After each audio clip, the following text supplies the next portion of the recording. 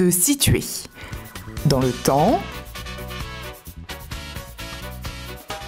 dans l'espace, par rapport à moi-même, par rapport aux autres, à la terre et au ciel.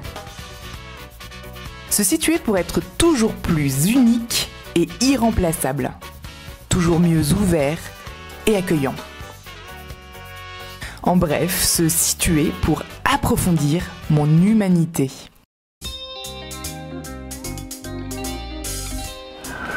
Donc nous nous retrouvons ce soir pour notre soirée qui est intitulée « Se situer ». C'est le premier grand pilier de cette vision anthropologique qui va nous permettre ensuite de conduire l'action. Pour conduire l'action, d'abord, nous avons besoin de nous situer.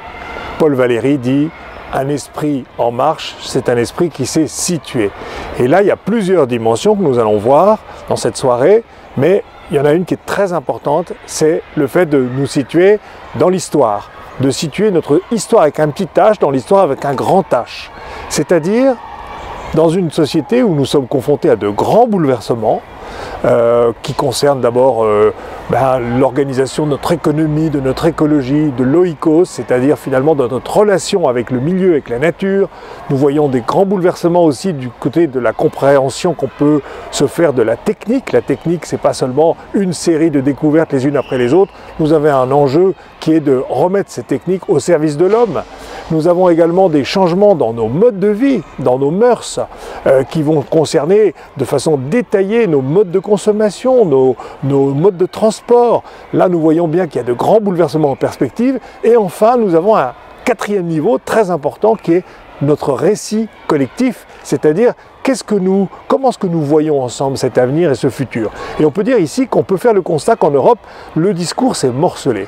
On n'a plus un seul discours, on n'a pas une vision on va dire qu'on peut porter, et nous avons cette question de reconstruire un discours cohérent qui nous permet d'aborder tous ces changements qui aujourd'hui nous déstabilisent. Tous ces points dont nous pouvons constater des menaces, qu'elles soient environnementales, sociales, militaires. Tous les jours, nous voyons ça dans le journal et nous nous posons la question de savoir quel sens ça a. Alors nous pouvons soit nous replier, revenir sur nous et, je dirais, nous mettre plutôt dans une logique de peur, ou bien nous pouvons essayer de nous déployer pour nous dire finalement de réinterpréter ce cadre.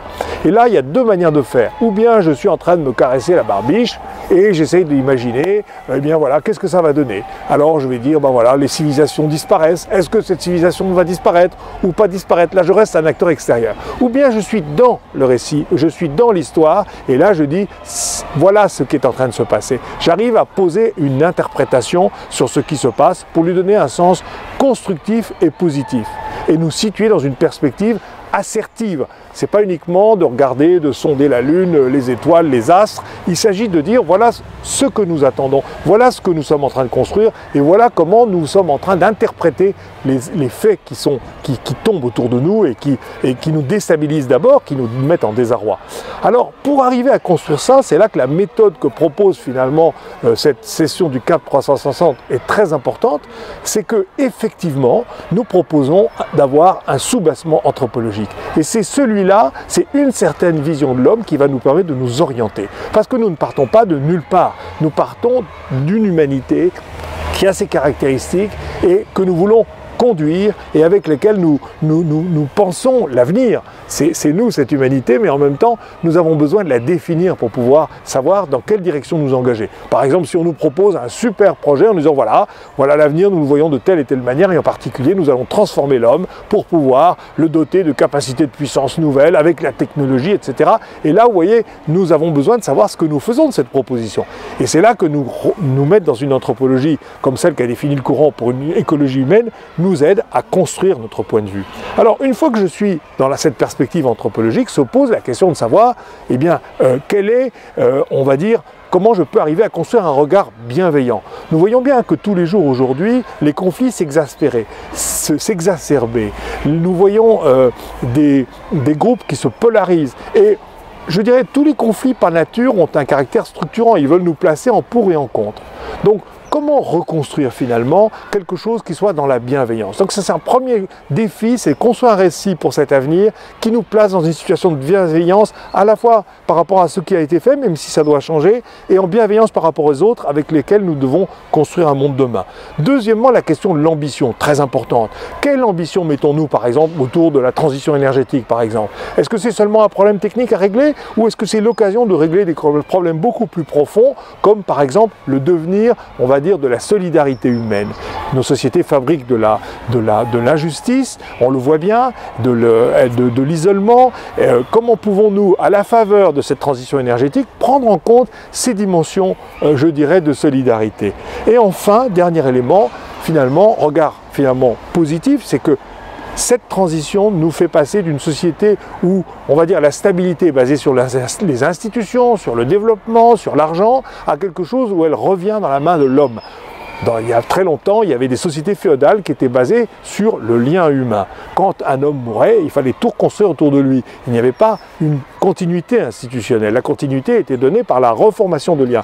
Aujourd'hui, nous revenons vers effectivement ce que Tugdual Derville appelle le temps de l'homme, c'est-à-dire que chacun d'entre nous sommes appelés à co-construire cette société de demain, mais dans laquelle l'être humain sera au centre ou il ne sera pas. Donc voilà, un chantier pour nous. Moi, je vous ai proposé les termes, quelques éléments d'interrogation et de réflexion pour construire ce récit, mais je pense que nous avons tous à construire ce récit et ça fait vraiment partie de notre calage qui nous permet de nous situer pour pouvoir nous engager dans l'action.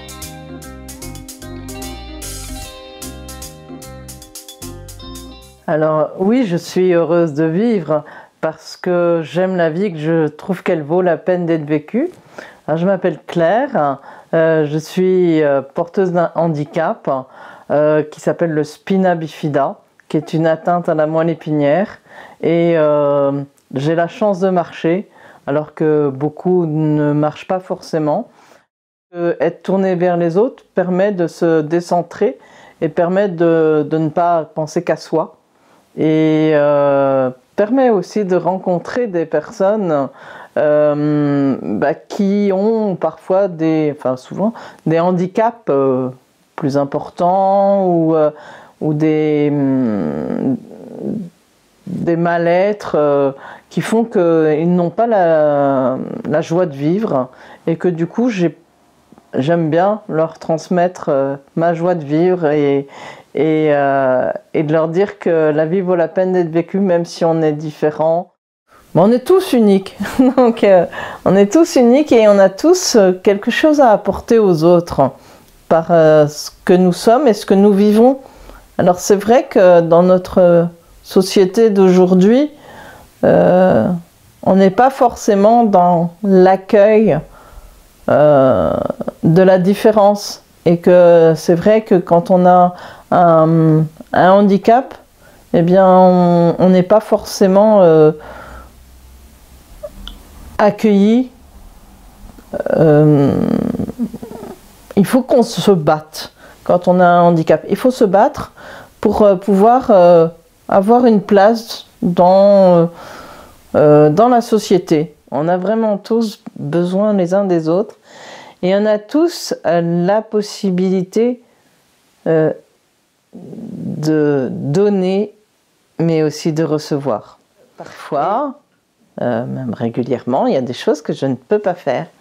Et là, je demande. Et alors, depuis quelques années, j'ai un ami qui a un léger autisme et qui conduit. Et eh bien, ce garçon, eh bien, je lui demande de faire mes courses. Parce qu'en fait, de par son autisme, il a des habitudes. Et toutes les semaines, de toute façon, quoi qu'il se passe, il va faire des courses. De temps en temps, quand j'ai besoin, je lui dis, est-ce que tu peux faire cet achat pour moi, cet achat pour moi? Et alors il est mais vraiment heureux de le faire. Et je pense que pour lui, c'est une raison d'être. Parce que je dédramatise beaucoup de choses en fait. Pour moi, il n'y a pas beaucoup dans ma vie au quotidien, il n'y a pas de drame. Il y a des choses un peu difficiles à vivre, mais il n'y a pas de drame. Et ça,